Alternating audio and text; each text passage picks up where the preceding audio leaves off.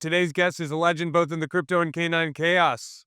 Nom Bonk, the creator of Bonk Coin, the Solana meme coin that took the internet by storm. If you've been in the Web3 space, you definitely know Bonk. And if you don't, we're going to learn all about it. But that's not all. Nom also holds the Guinness World Record for the most dogs walked at once, and we're going to dive in there. Today, we're talking meme coin marketing, building viral communities, and what it takes to turn an idea into an internet sensation. Nom, welcome to the show.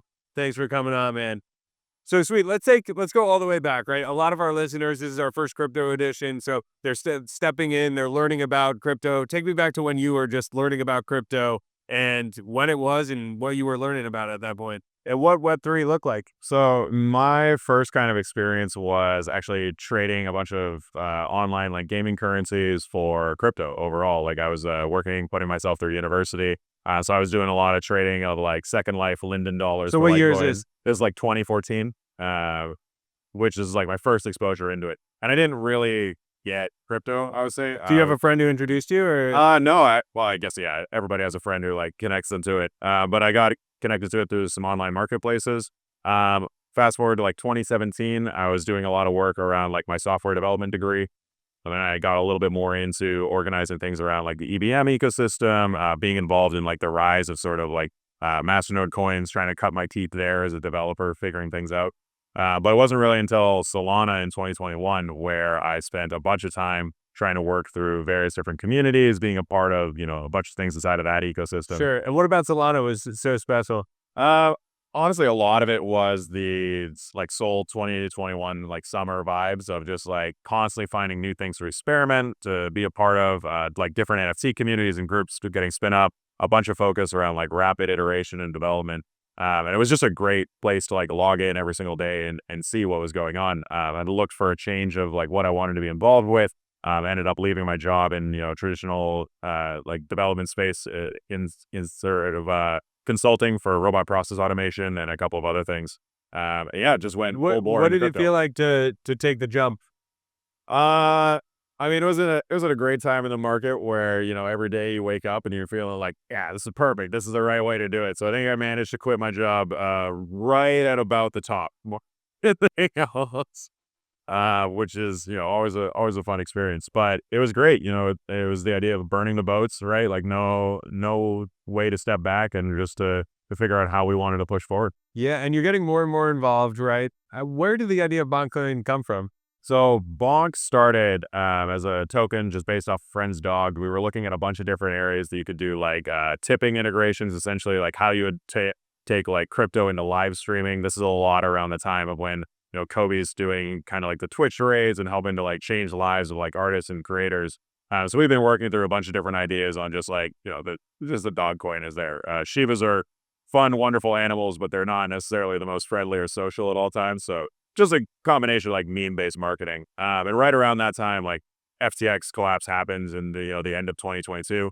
And the whole ecosystem. And where was your head at during that? Because that shakes everything So up, right? so I was working through a bunch of different parts of like Solana NFT ecosystem, working on Monkey DAO, and basically I saw a bunch of really brilliant developers and teams that had just released a ton of things for Breakpoint at the end of the year, and now they were suffering through the part of the ecosystem where there's no liquidity, users are are having a hard time like wanting to trust anything. After Luna and everything had blown up, there was a lot of like lack of institutional interest. So it's just hard to get adoption or to get Totally. interest or excitement. Yeah, it's the bottom. It's tough. So we created Bonk basically as this free airdrop where the whole point was we knew nobody had anything really going on for Christmas time. Give people a gift, bring it into 40 different integrations on day one, and just tell people to like use the token, use the chain, right? Like continue that positivity to end out the year. And now 2 years later, those 40 integrations have ballooned to about 520 like actively utilized integrations on Sol. Like Bonk is the most popular token other than Sol and USDC. And in terms of just like people using it, it's a great thing where devs get to test out with it. They get to, get like early access or marketing or just like an early user base just by using Bonk. And that's been our kind of guiding light over the last 2 years, like get people to use tokens and use the chain. Yeah, I mean, you guys have done it better than pretty much everyone, which is awesome. How'd you do that, right? Like user adoption is so hard, right? What was that first kind of, foray into, oh, this is working, right? Yeah, I think we went really hard into 4 different groups that we thought were the people who use the chain, right? One is NFT holders, communities, the social groups that are really, bringing life into the entities chains. One is the developer community, the people who are building the stuff that we're working with. The other is traders, people who are, keeping the lights on for everybody on the chain, transacting value. And then it was artists, people who are, creating the content and just the experiences that brought me to NFTs in the first place. So when we did this initial airdrop, it ended up being, a pretty substantial financial reward for a lot of people in a really dark time, which is, it's a good way to inspire excitement. But the question after you do an airdrop is always like, what's next? So we've really just continued to try to find teams that we want to work with, groups that we want to, elevate or try to help out in terms of like marketing or user adoption, and really just talk to people every single day on just like, okay, how can Bonk help with what you're trying to do, and allow these teams to be, long-term greedy, right? Like if you're developing a project in crypto, you're focusing at some point on like, okay, what does revenue look like? How do I scale this thing? What does that develop? And we really just want to help people in that initial stage. We're just like, all right, let's get you 0 to 1. Let's see, what you can do for Bonk, which is just more use cases, more user adoption, etc. But we want to make sure that like we help more teams succeed, because nobody really benefits from like early stage failures. And if you look at it in terms of like a funding or a venture arm, there's a bunch of startups that never go anywhere. And you can look at that as a negative area of just like, oh, these companies fail to hit market adoption. But that's the wrong way to look at it in terms of like groups that you want to help out or ways that you want to promote and excite people. So our side is like, even if these companies don't become like financial unicorns, they're still trying to do something. They're still experimenting, they're iterating, and we can help as Bonk to like at least put them in front of a wide audience, and make sure that, if they see success, then, Bonk's a part of that. And all we really need is just to have more people talking about it, more people using the token. Yeah. And your intentions are so clear, really, to help, which is like so awesome. I have a silly question to ask, and then we'll dive in. But does Bonk know how famous Bonk is? No, the dog I think is he doesn't I don't think he knows how famous he is. It's still nothing's gone to his head. Okay, he's still like yeah. ego is like You keep him ego at the floor. yeah, he's Yeah. nobody I think has explained to the dog properly about Okay, all right. how much of an We'll impact have he's to had. get him on the podcast and talk to him about it. When you're talking about building a team too, right? You have this very clear, positive mission, right? What are you looking for in those people to help? It takes a village to build something like this. Yeah, Bonk's now kind of a conglomeration of like 12 different tech companies that are getting built out together. And some of it is obviously, like people who are really single-minded and focused on like, I want to build a thing. I want to get through this. Some of that is the guys at BonkBot who have built, a great financial tool. Some of it is the people like at Bonk for Paws who are building out like charitable, trustless on-chain giving as a way to essentially like to demystify what you're seeing for a lot of different charities in not the crypto ecosystem, but overall. And so all we're really looking for is people who are just like really excited about the idea of trying new things and trying them pretty rapidly. And are also, like not taking themselves too seriously in the idea of like, there are great, DeFi focused minds as fantastic engineers that are solving really, really hard problems. We're looking for, people who are just like, also want to have a little bit of fun. They want to, work on a dog coin, right? Like there's no way to say that without smiling and enjoying it. And we want to embrace that where, we always call it like a reverse mullet. So the whole point is like party in the front, business in the back. Like we want people to speculate on this thing. We want people to be excited about, oh, there's all these new use cases for Bonk. There's all these areas where, people can get excited or try silly things. But at the end of it, right, like we focus on a few key areas of like, we want to have people using the token constantly, right? Like, so reducing unused supply. Tokens don't really do anything or like just sit in a wallet. That's not good for the chain or good for the ecosystem. We really want to focus on like expanding awareness, getting more people talking about it, more people using it. And then we really just want to drive revenue towards products. Like the good part of financialization and tokenization of all these different things is that it makes it easier for devs and teams to be rewarded when they come up with something that's awesome. So we really just focus on the idea of like, come up with a cool idea, get people talking about it, figure out if you can drive revenue towards it. And, if the Bonk token is a beneficiary of that, amazing. What's one thing that people don't understand about your job? So I always say that I just walk dogs more than anything else. And the reason for that is like, I don't want to like run or organize any of these different companies. Like I want to find people who are really good at what they do. And all they need is for me to help, like give them a home, feed them a little bit, right? Get it to the point where they can then go out and run on their own. So I just do a lot of management on, how can we help out any of these different groups, get to the success point that we want to see? Because I always like talking about the idea of like work with people who are long-term greedy, who like over, a period of years are excited about what they can accomplish and what they can focus on rather than like short-term greed of, what you probably see with a lot of teams today, which is just like, oh, how do I get paid tomorrow more than anything else? Exactly. Exactly. And take me through the ideation of breaking a Guinness World Record holder, right? How did that, what was the first initial thought? When did it come up? And, what was the execution of that? Yeah, we worked with a really great team called Sturdy around a few different like Sturdia? Sturdy. So they were working on a few different marketing activations. So we did drone shows in Dubai and in Las Vegas, showcasing like the dog, getting people talking about it.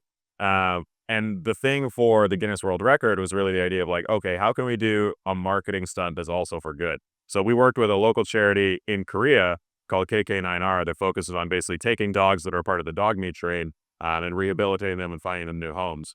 So it was one part of like, all right, let's break a world record. Let's make something fun, memeable using the dog coin. But also like, let's literally take dogs out of terrible environments, get them new homes, bring awareness to what's going on and the changing of bills that are going on in South Korean legislature, but do it in a way where most people are going to see it and be like, all right, it's a cool world record, right? And the funny part was that a lot of people looked at it and was just like, oh, you walk 38 dogs, the world record. And the immediate response from like 90% of people is like, I could do more dogs than that. So Do you still have the record? yeah, still have the record. Nobody yet that I'm aware of has beaten it. I think there's a lot of people who Was it probably take a hard? crack at it. Was it? It was way more work than anybody explained to me. Yeah. So you got 38 rescue dogs who like Or not? Yeah, I've They- done fosters. yeah, they You know, haven't yeah. had the best life, and so they meet me, a dude who they've never met before, that has to come and work with them. They're in tight, confined area. We're trying to walk them along a course, everything of that nature, and it's literally pulling like 1,000 pounds of dogs more than anything else and trying to direct them around. It's so crazy. It's so crazy. That's unbelievable. I mean, I saw that photo and it just was like, this is so great. And it's helping for good too. Where do you see the, Boncoin and the industry and Web3 going in the next couple of years? Yeah, I think right now, memes obviously have an idea where they're just, the speculative area, people are wanting to trade them or transact or build new ones. But the whole point is people are kind of afraid to ascribe value to a token or any sort of like rewards mechanism of these things just because of the regulatory environment that we're coming out of. And moving forward, I think we're a lot more excited about building areas that make Bonk valuable, that make Bonk exciting.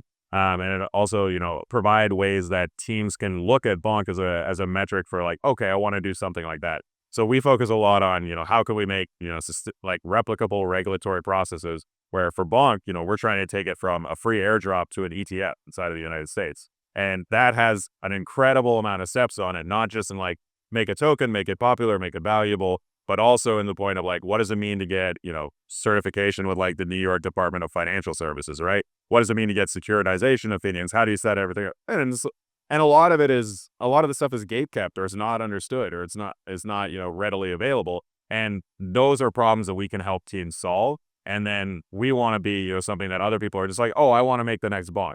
But not in like, oh, I want a token that does really well. They're just like, no, I want to do something that helps people out and gets people excited. Totally. I got one more question before we hit our quick question round to get you out of here. But if you were to go back in time and, speaking to yourself, 18, 19, having a beer, what would you say? Get a dog earlier. Still one of my regrets that I don't have one of my own, but just doesn't work with my travel schedule. If I just keep trying stuff more than anything. The big thing that anybody can have in startups in the industry is persistence, right? Just keep trying, just keep pushing things forward. Absolutely. Well, let's hit the quick question round. Appreciate Open Fortune for making today possible. Let's hit the quick question round with Nom. Person you most want to sit down to dinner with, dead or alive? George Clooney, just learn from the guy. There we go. That's the first George Clooney I got. I love that. He's a good one. Favorite city in the world? I love Calgary more than anything. Is it okay to sleep with socks on? If it's cold, yeah. I'm so with you. Somebody owes me $100, Carla. Favorite rom-com? No Boat isn't a rom-com. That's just a sad romantic movie. Just rom. Yeah. Rom-drom. Just rom. Yeah. No drama. Unless you're into super dark com or something. Best spot to eat in Calgary? Oh, God. I worked at a burger shop called Dairy Lane, which is still my favorite place. A1. In 40 years from now, what will people be nostalgic for? I think everybody's going to miss just being able to go out, enjoy wilderness a little bit more and get a lot more time away. It's probably going to be just, you don't have the opportunity to go out and sit in the shade of trees anymore. Totally. And hopefully we still have national parks. God, I hope so. Top 3 CEOs right now. I love Anatoly, everything that he's doing. Bezos is killing it, and I think you got to look at what Musk is doing at a bunch of different companies and want to replicate that. Can I say it also Jensen Huang, because he's just the GOAT. Let's go for it. What's the worst advice you've ever been given? Focus on perfection more than anything else. I always just want to just put shit out there. What's the best advice you've ever been given? Just push it out there. And lastly, Nom, where can we catch you in 10 years from now? I hope that I am fostering a ton of dogs. I hope that I'm still working and investing in a bunch of different companies. And ideally, I get to hang out in Hong Kong more. There you go. Well, we'll do a repeat episode with all the dogs 10 years from now. Perfect. Thank you so much for having me. Thanks, man.